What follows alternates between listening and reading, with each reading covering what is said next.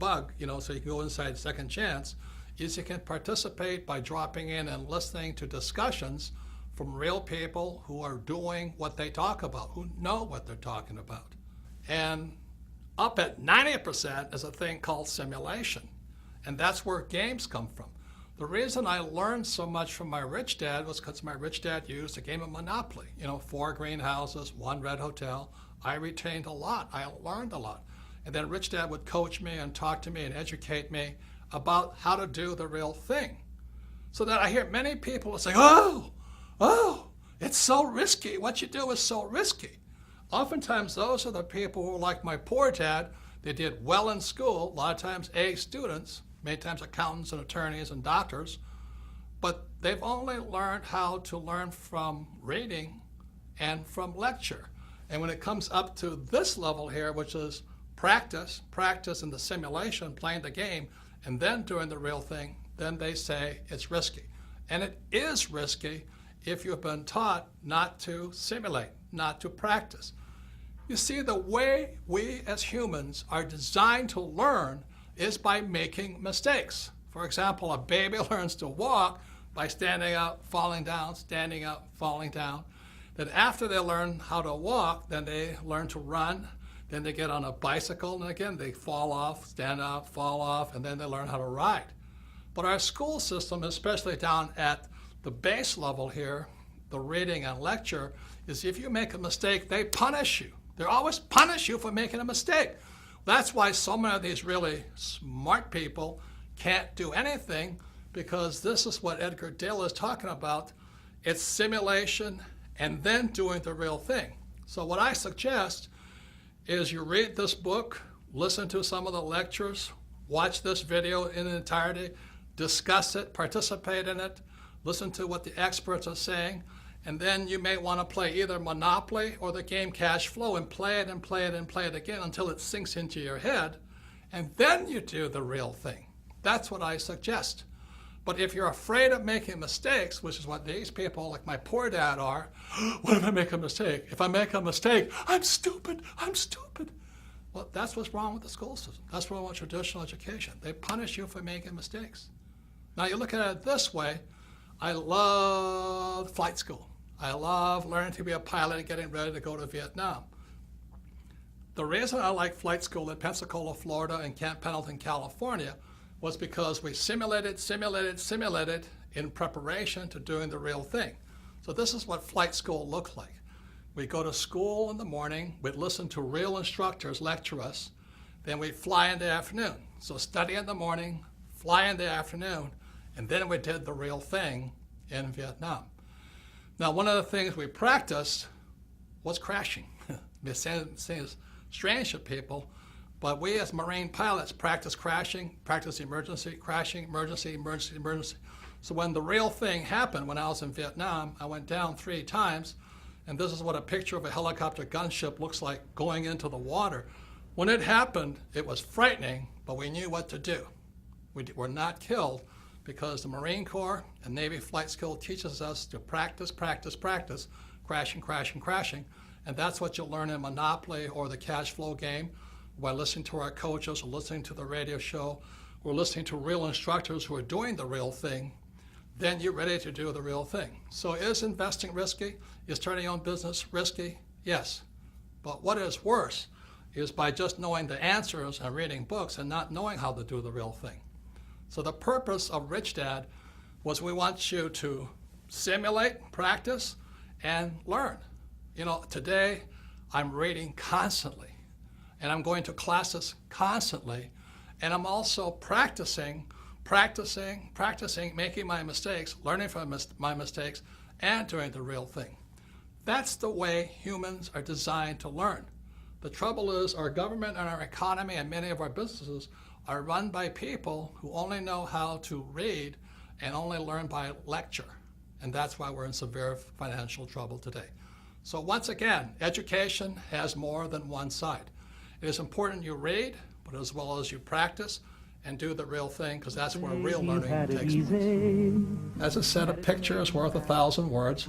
I did my best to keep it super simple so you can decide what's best for you.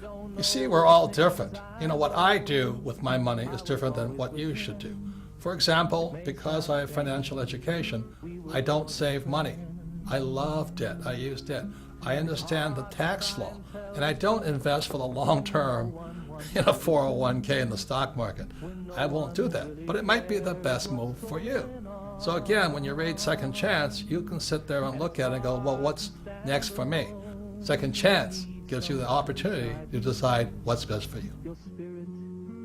So in 1983, after Dr. Fuller passed away, I had to ask myself, what can I do? I'm just a little guy.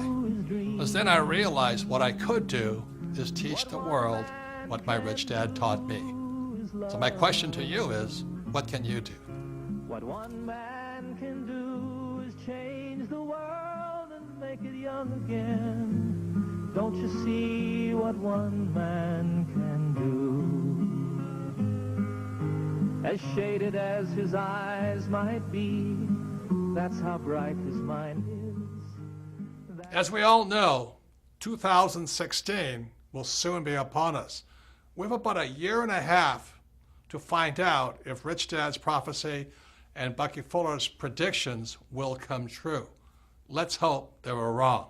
Yet, as you all know, if you saw in part one on CNN with Wolf Blitzer and Bloomberg and other TV stations, I did get it right. As predicted in Rich Dad's prophecy, there would be a preliminary crash prior to the giant crash of 2016. And that preliminary crash came in October 2007 when the Dow hit 14,000 and headed down and led to the crash and economic crisis we are in today. The crash of 2007 was a warning. It was meaning, get prepared.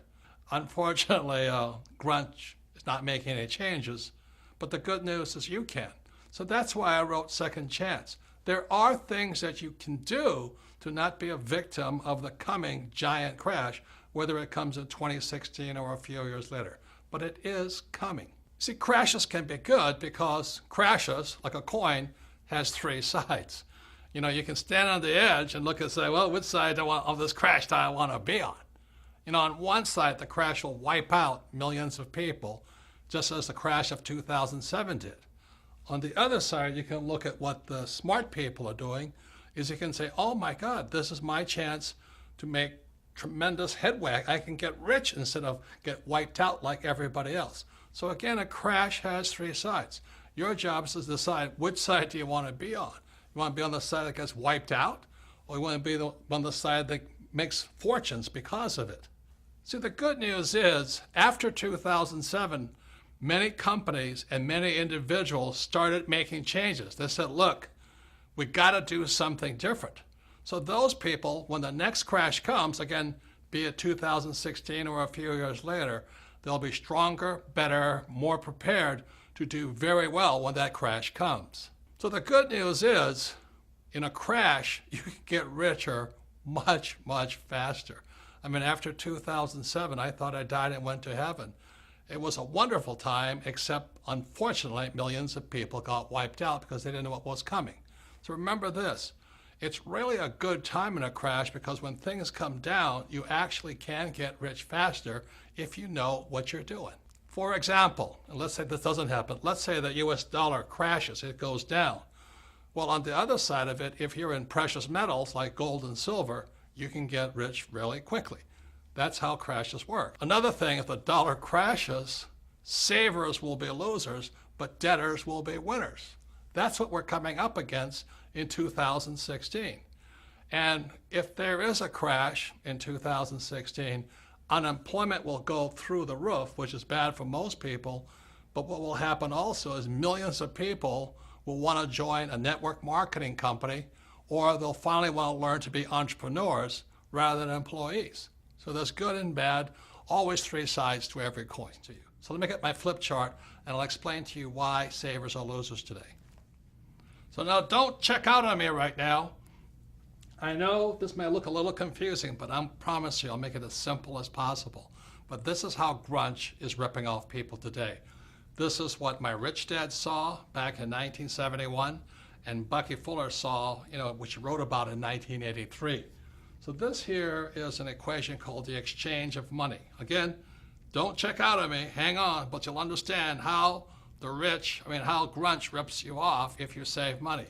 So this M stands for money supply.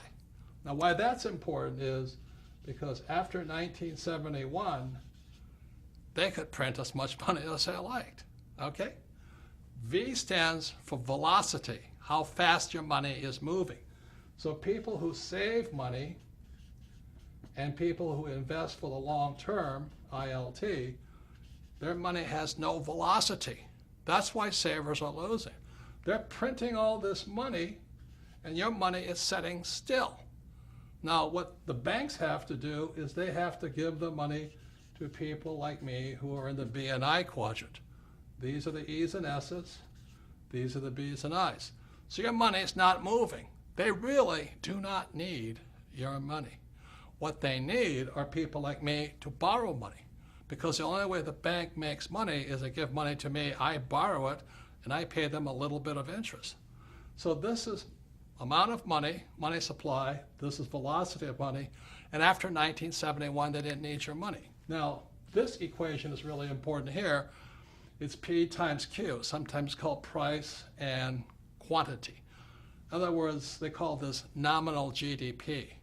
The reason Fuller and my rich dad could say you're getting ripped off is because this now in America is moving to China, Pakistan, India, Africa, Mexico.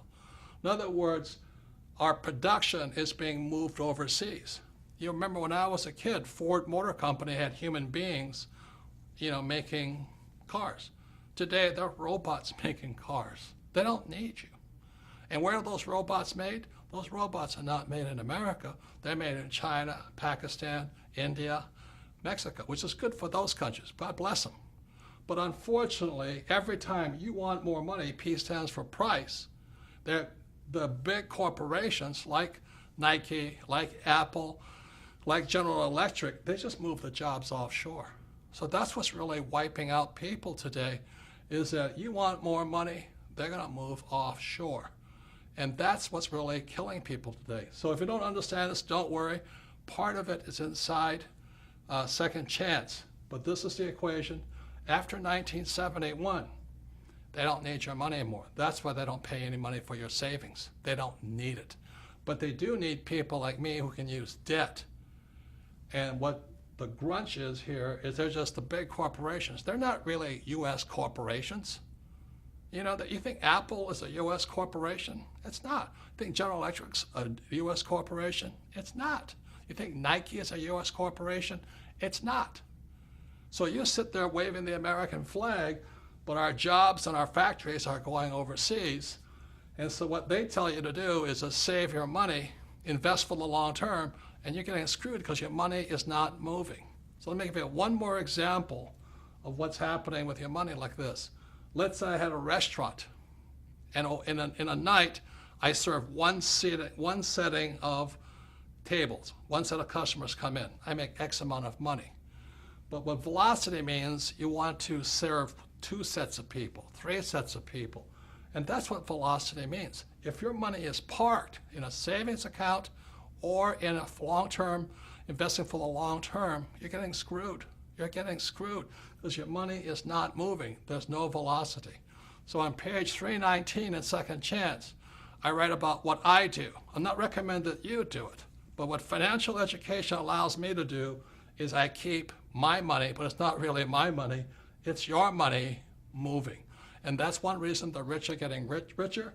And again, this is how Fuller and Rich Dad could predict that your wealth was being ripped off by the biggest banks, our corporations, and our school system. So this is the thing called the velocity of money. Your money is not moving. That's why you're being ripped off, because they keep printing more of it. And if the stock market crash, the people who don't move their money get wiped out. So if you don't understand this, don't worry. 99.99% of the people don't. In fact, the economists in my economics class who taught me, they didn't understand it either. They don't understand this because most economists, they save money and they have a retirement account. They have to be an investor, a B or an I, to understand this. So if you don't understand it, The reason this video is made available to all of you is sit down with your friends, 2 or 3 friends, watch this video, discuss the whole video. Do it 2 or 3 times, because repetition is how we learn. Every time you watch this video, you'll learn a little bit more. So if you don't understand this, don't worry about it, because the economist who taught me this when I was in business school, he didn't understand it either, because he saved his money and he invested for the long term in the stock market. And what the rich are doing is to keep the speed of their money, the velocity of their money up. Please discuss the number of times and you'll see a whole nother world. So the people that pay the highest taxes, again, are employees in the E quadrant, self-employed in the S quadrant, savers, and employees with 401ks. These are just examples of the ways Grunch rips us off, steals our wealth, just because we have no financial education in our schools. That's criminal. So let me talk straight once more. Everything I'm saying about taxes and business and all that, that's true all over the world. But our schools will never teach you that. So those of you who say you can only do it in America, you're a loser. You can do it in your country and anywhere around the world. You have to think like a capitalist, though.